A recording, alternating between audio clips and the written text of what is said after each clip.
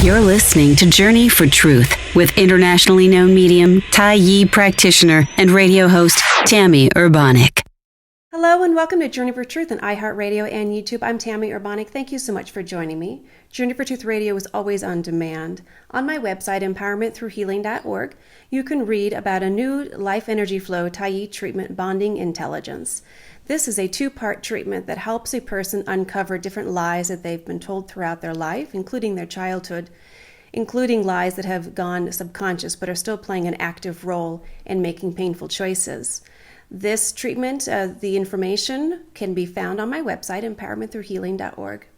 My guest this week is Gary Hughes. Gary was living the dream. He was traveling with a band. He was playing in theater. He was also playing a leading role in a television series. But inside, he was feeling like he was kind of a mess. He was ill. There were some health difficulties, and he knew he needed to make some changes. He's going to talk with us today about those changes. Gary, welcome. Hey, nice to be here. Thanks for having me. It's great to have you. Now, you were experiencing health difficulties, as I mentioned. Tell us a bit about that. Yeah, I was. It actually started when I was training to be a performer.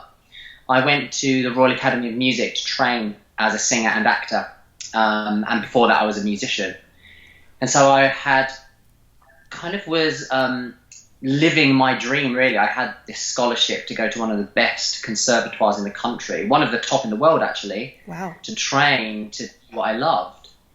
And towards the end of my training there, it was a 1-year training, I started to suffer severe panic attacks. Oh. And I'd never had anything like that before in my life. And it kind of hit me so suddenly, and it was a build-up of this stress. And, you know, when you're training, you're kind of there 12 hours a day, and it's really intense emotional workload, physical workload. And I was surviving on sugar and coffee and chocolate. And ouch. I had no idea how to look after myself. I knew nothing about nutrition, nothing about sustaining my energy. You know, we'd go out drinking and what have you, and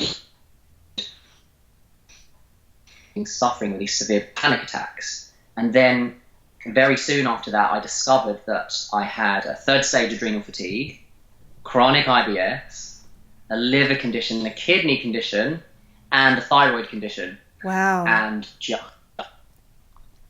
was feeling utterly terrible. I mean, every morning I would wake up feeling like I had the worst hangover, even if I hadn't had any alcohol, or I was trying to be healthy, trying to do the best that I could, but I just felt horrible, and I kind of suffered and lived with it until I started to kind of tour with this band and take the leading role in a television series. So my career was actually kind of going very well, but how I was feeling inside wasn't matching this kind of level of success as a performer. Right. And on the surface, I was kind of just like floating along, like looking like I was living the dream. And inside, I was kind of an anxious, self-deprecating mess that was just had no self-belief and couldn't really believe how I was maintaining and kind of getting through this workload that I was getting through. And I just got to that point I think a lot of people get to, where you just realize, okay, something dramatically needs to change. But I had really no idea what or how. Yeah. So that's how I got to that point. Now, you mentioned panic attacks, which a lot of people suffer from panic attacks. I know several people who have panic attacks, and they are debilitating from what they've shared with me. Were yours initiated or triggered by your diet of sugar and coffee and so forth, or was there something deeper there that you had not yet uncovered? I think that these kinds of things are so complicated and there's so much to it that it's kind of difficult to pinpoint it on one specific thing. It definitely wasn't supported by living on a diet of sugar and coffee. Certainly. Because as we know, they affect the nervous system and the brain chemistry.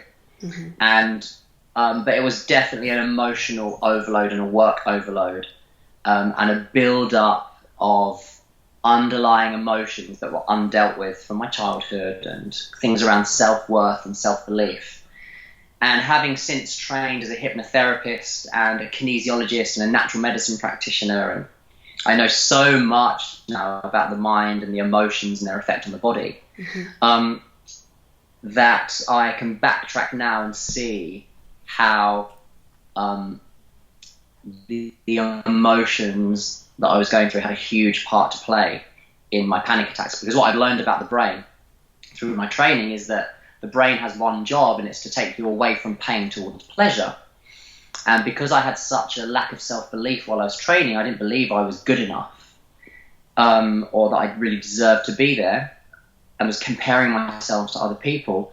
I was really telling my brain, I don't want to be doing this. This is painful. And so, bam, the body gives you a panic attack, tries to get you out of that situation. So I think really panic attacks feel so horrible and anxiety feels so horrible, but we have to realize, and as you know, the body's always doing what it thinks is the best thing. It's always trying to tell you something or give you a signal or send you a message. And I think these panic attacks were a real wake-up call to say, you really need to seriously do something to sort out your emotional and physical health. And there's nothing quite like a panic attack to get you sitting up and taking notice, Exactly, certainly. It really is a wake-up call, I think, for a lot of people, understanding something has to change, especially when you're in a position where you have difficulty going to work, you have difficulty going out in public, and it's not a quality life. And I think a lot of people really determine that they need to make changes in order to create that quality of life. And I've worked with many people who have been in that position. And it does take a lot of work, like you were just suggesting. It takes uncovering, it takes changing the diet, which plays a huge role in how we feel. Like you stated, that sugar, caffeine, or at least excessive caffeine, and definitely processed sugar, affects the brain, it affects the nervous system, it affects the intestines, which is the second brain. Yeah. So all working together. How did you actually begin creating change? Because that's a big, courageous step. It's huge, and especially when I knew nothing about nutrition, I knew nothing about health, how to look after yourself, and I've always been a slim person. And I think when you're slim, you have this illusion that you're healthy. I can eat what I want, and it's one of those common things that we all believe. And I grew up very unhealthy. I grew up in a very poor working class family, and we grew up on sugar and crisps and chocolate and fizzy drinks, and it was very much an emotional part of comfort for me to have that, to have sugar and chocolate and all those kind of what we in quotes call treats, and not treats at all. When you get to that point where having panic attacks, you feel so dreadful you can barely get up in the morning, but you need to make changes. It doesn't come easily. It doesn't come in the click of a finger, because you have no idea what you're doing wrong, and you have no idea how to do it right. And I was very, very lucky that I was dating someone at that time, and they suggested that I go and see a kinesiologist. And I was like, kinesi, what? I'd never even heard. I mean, I've always been interested in kind of energy medicine and not nutrition, but healing work, and kind of, I was always getting psychic books out from the library, even from a young age. So I always had that kind of leaning towards that kind of stuff, but had never explored it in any depth. And I'm very adventurous and open-minded, and I said, fine, I have no idea what this is, but if you think it'll be good for me, I'll go. And she sat me down. I was in there for a good hour and a half, and she so deeply listened to me. And she did the muscle testing, she communicated with the adrenals and the nervous system. And I remember when she first put her hand on me to do the muscle test, I burst into tears, because I felt so listened to and so understood, so heard, that really was one of the most profoundly healing aspects of that, to be listened to in such an in-depth way, in such a present way. So I've been to the doctors many times, whisked in and whisked out, and said, we don't really know what it is, and maybe it's in your head and you'll get over it. And you kind of think, well, I feel pretty rough. I don't think I'm going to get over this anytime soon. Exactly. But it was actually a partner of mine. Yeah. And, I have a lot of respect for doctors, but they're working in a very limited model and they're doing the best they can. But unfortunately, for me, it wasn't good enough. Mm-hmm. So I was very, very lucky to be dating some newer kinesiologist, and that was really my first entry into, what's called natural medicine or energy medicine, holistic medicine.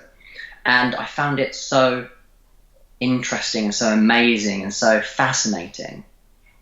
And within, I think, 3 months, I pretty much felt that I'd healed all of the health conditions that I outlined earlier. In 3 months.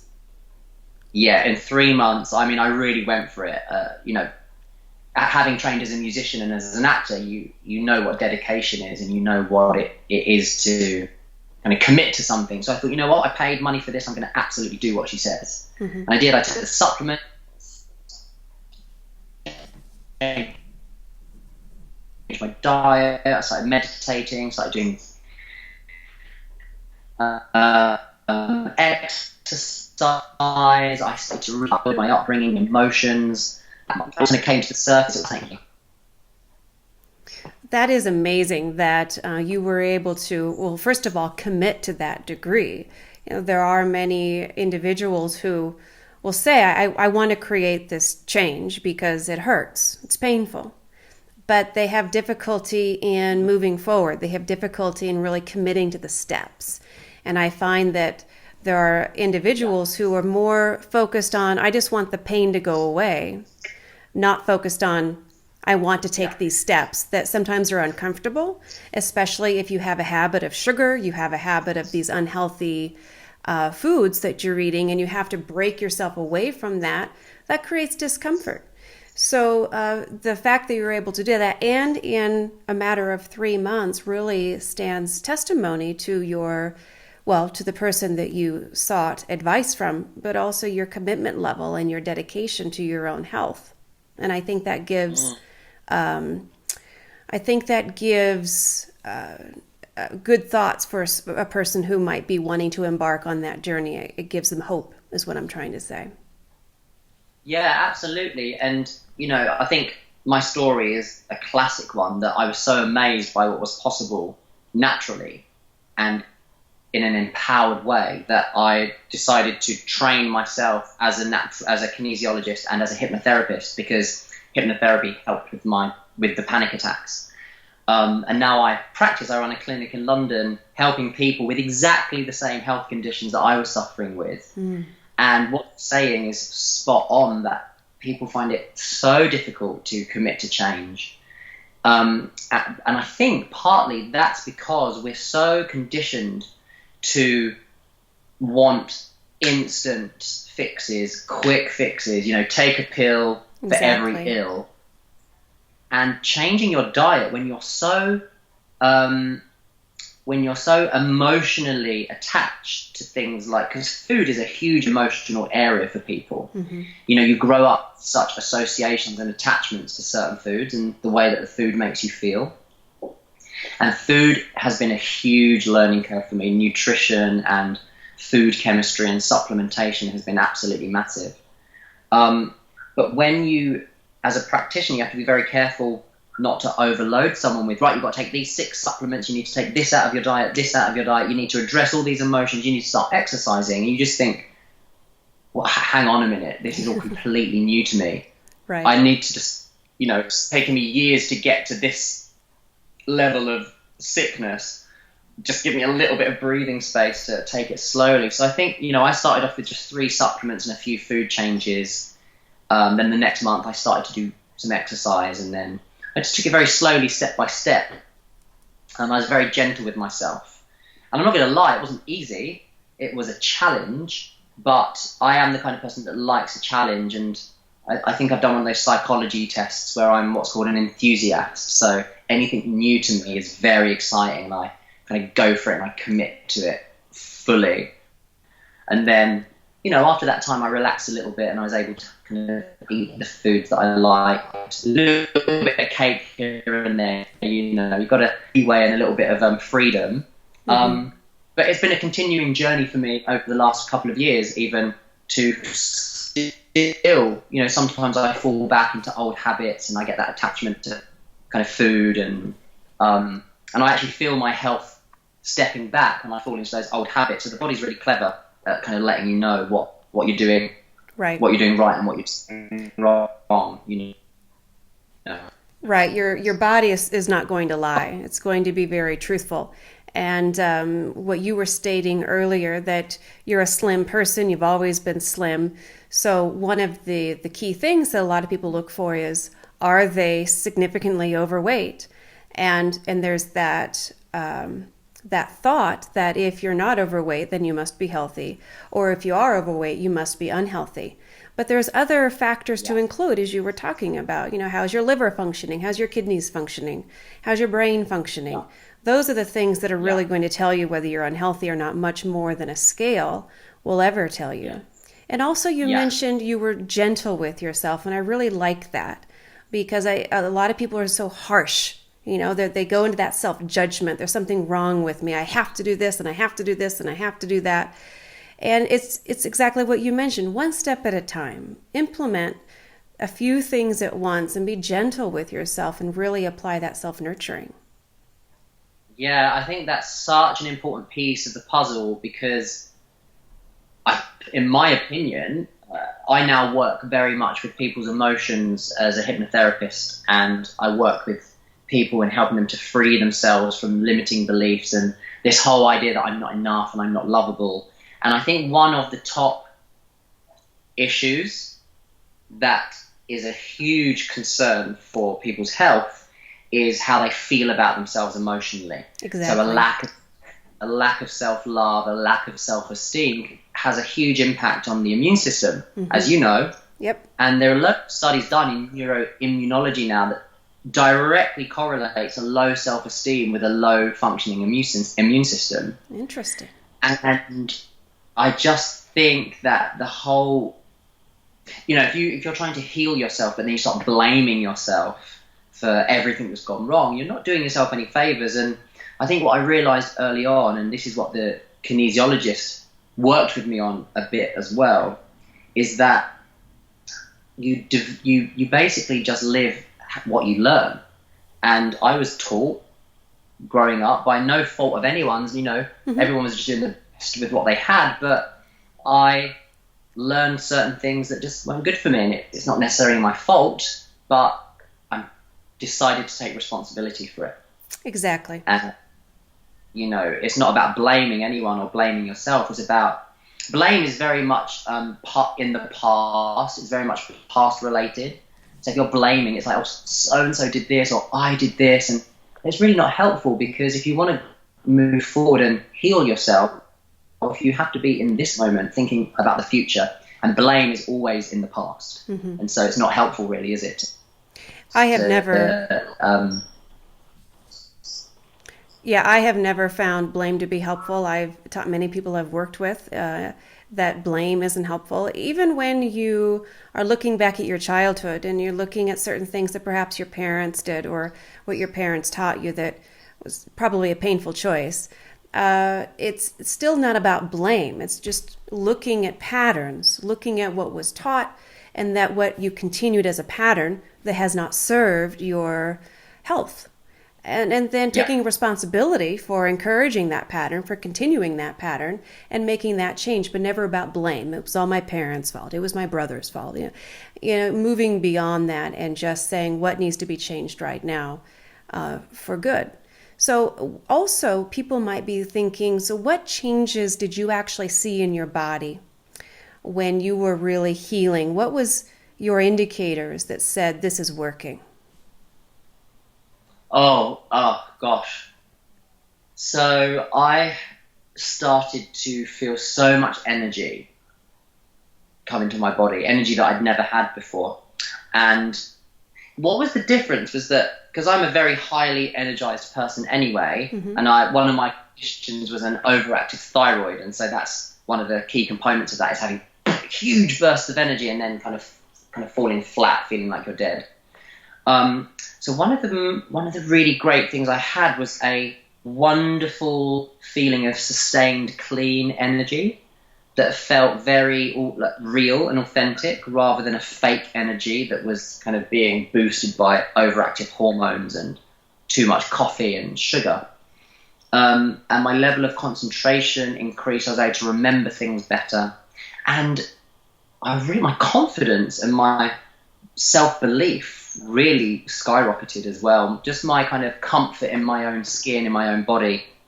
I used to be very conscious about being skinny and being bony and kind of that being unattractive, and I started to develop a real sense of love for my body and a real sense of respect for my body.